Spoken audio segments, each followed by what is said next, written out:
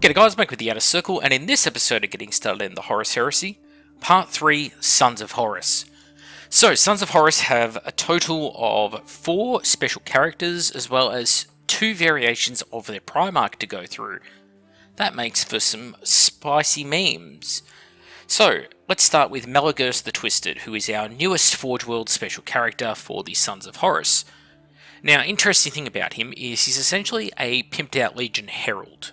So you're getting the things like the unit he joins becomes line, so therefore they're going to be scoring. He has a Legion banner, so you get all the bonuses that come with that. But of course, he is a character who is not going to be very good for things like close combat. So very much a buff or a support character. You can't put him in units that you want to sweep things away, for example. So I would look at trying to put him with something less aggressive than Reavers, but maybe something more like Cataphracti or even just Styrian if you want to spend the points on it.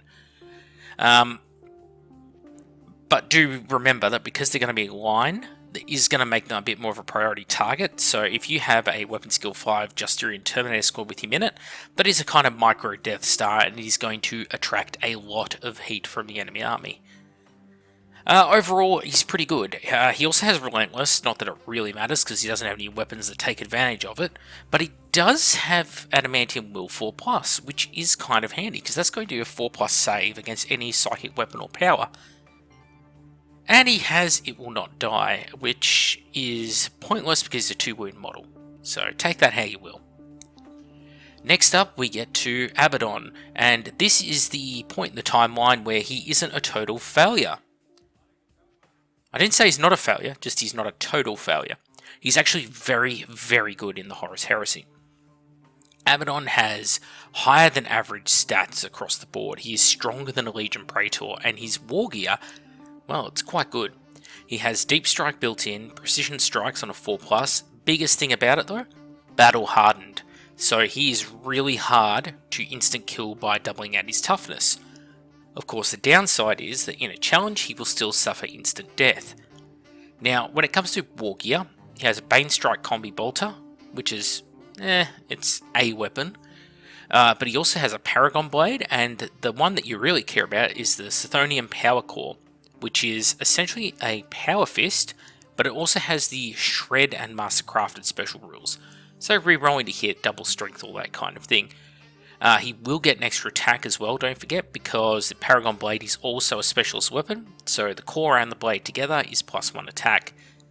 His Warlord trait will grant you Feel No Pain, but it's only going to grant it to you the turn you Deep Strike, and specifically for the movement phase and the shooting phase, which is utterly useless to you come the assault phase.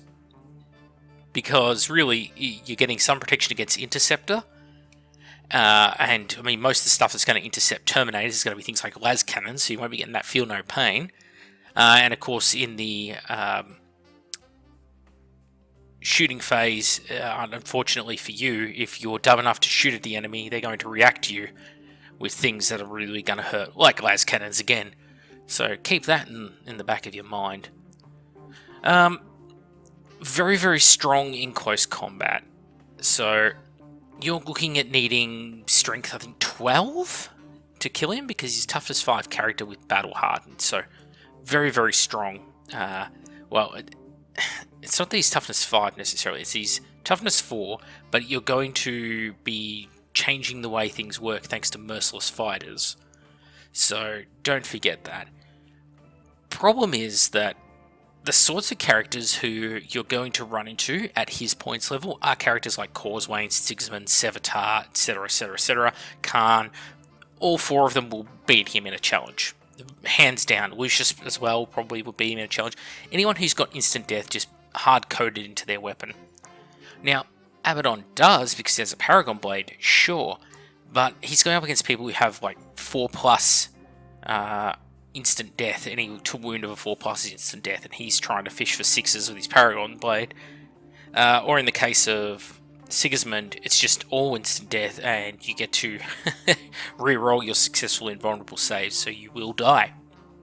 I like Abaddon a lot. I think he's great, and against the average Legion Praetor, he will do just fine. but you are going to be outclassed when you come up against the other high tier special characters. He is someone who, you can take on someone like Pollux, like an Alexis Pollux, maybe. I would say probably very confident, actually, against Eidolon. Especially in that first round of close combat, the one that's going to be toughest before you get some wounds in on him. That's when you're really going to suffer, because you've got the weapon skill, but with the combination of Shriekers, Eidolon's also high weapon skill, things like that, he's going to put wounds on you. They're just not going to instant death you. Going on from him, we have the other model that comes in the same set as him, and that is Garviel Woken. And Garviel Woken is an odd choice now. He's good, but he has some of that narrative baked in from being a Book 1 character, and they've carried that across into 2.0 with his Born Survivor special rule, which is when he dies, you basically bring him back onto the board with D3 wounds if you pass a leadership check, which is okay. But he himself is nothing too fancy. He's essentially a Praetor with, Paragon Blade, Iron Halo, Artificer Armor, all that kind of thing. If he attacks traitors or is charged by traitors, you're going to get an extra attack. It's fine. He's better than a similar equipped Legion Praetor, basically. And he's a good choice for loyalists who want to play a special character and they're playing Lunar Wolves / Sons of Horus. But he's nothing to write home about, I think. Then we get to Tybalt Mar. Tybalt Mar is a Legacies character, and he sucks. Oh, you wanted more. Okay, so Tybalt Mar is essentially a Delegatus. You're a Delegatus, but you're getting some sort of combination of war gear from Praetors. So, like, you're getting an Iron Halo, for example. You get Relentless. You get the Armor of Pride as your Warlord trait, which is... it's okay, but you can still be instant death. His war gear is mediocre. You got a Bane Strike Bolt Gun, which is, yeah, whatever. And he has this weird blade called the Culling Blade, and it's a master-crafted, chartable saber with Murderous Strike 5+. If you fight a Centurion, your odds aren't bad. If you fight...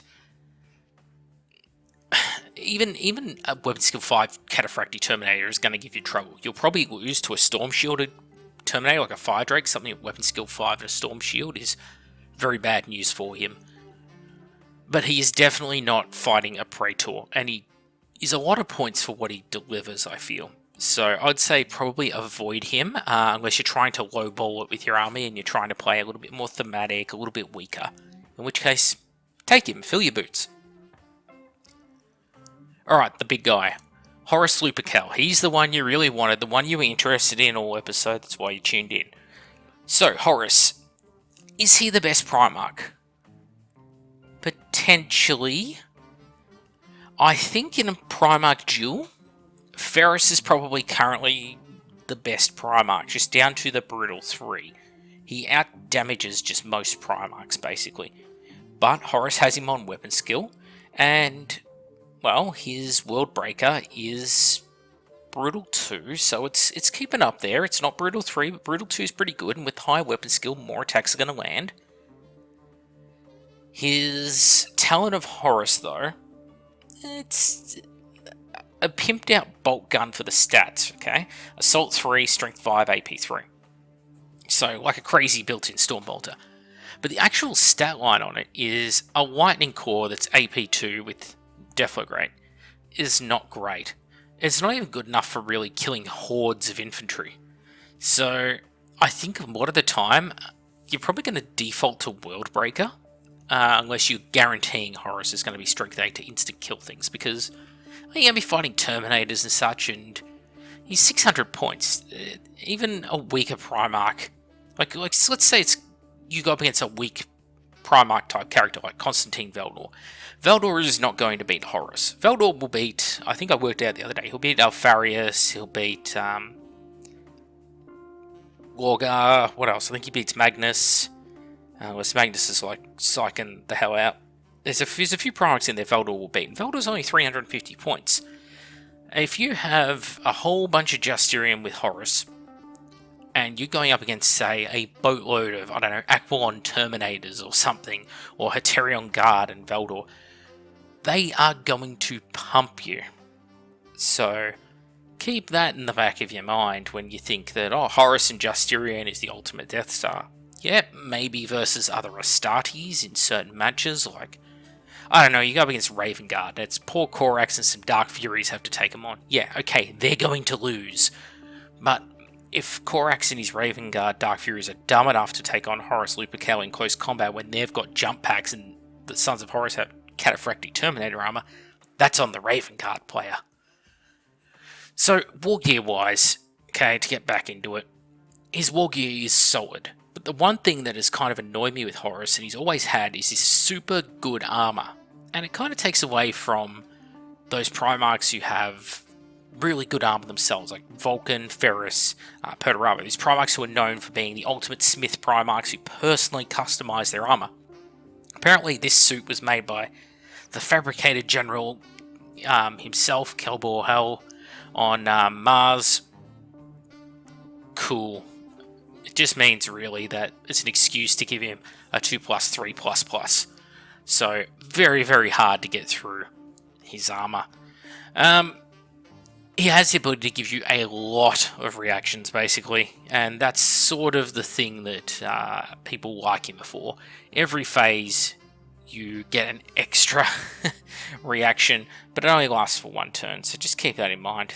He's got a Cognos Signum as well, but the sort of units he's going to be around at the time aren't going to benefit from it.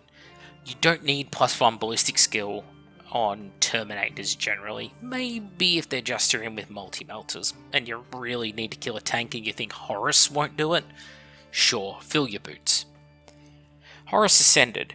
Interesting choice. So this is the second version of Horus. There is that model, of course, that they released based on that CGI trailer, it's good. It's a nice model. A bit of a weird base, but nice model. Very nice model. In fact, I think on this base it would look gorgeous, but that model is 400 points more, so an 1,000 point unit, essentially. Is it worth it? Well, +1 strength is good. +1 toughness is good, extra wound is good, so automatically he's a lot tougher. Feel no pain, built in, 4+, great. Rage, 3, so if he's charging, which don't let him charge for the love of God. If you let him charge, you deserve everything that's coming to you. He gets a Dark Fate, which is, he regains a single wound whenever he dies. Well, it's not whenever he dies, the one time he dies, if you're lucky enough to do it. And he gets moved to reserves when it happens.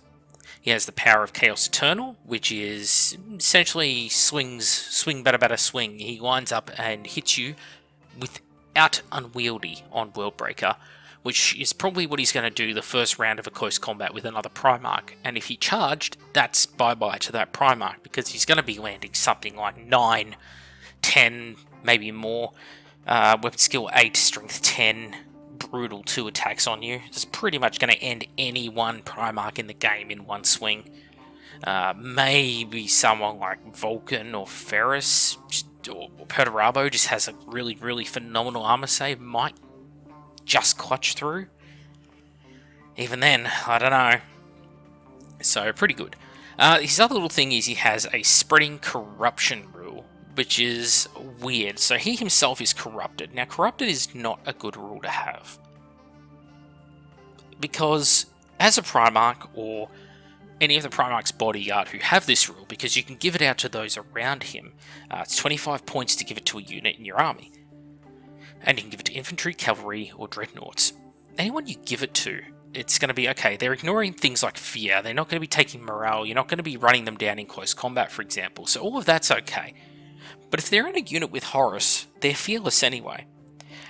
But they have to take this upgrade to be in a unit with Horus, because he can only join corrupted unit types, and there are no Luperci currently in the game, which are the basically Galvorback of the Sons of Horus.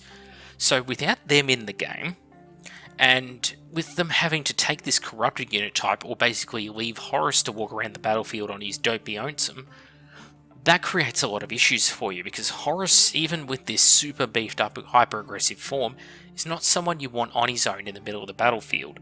It could be something as simple as just being swarmed by a few dreadnoughts at the same time, because, well, you can get I'd say comfortably 5 to 6 dreadnoughts for the same price as, well, I'll say 5 to be sure. We get 5 good Contemptor dreadnoughts the same price as Horus. He'll kill 1 a turn, and they're probably going to kill him. And that's, an example of what could happen.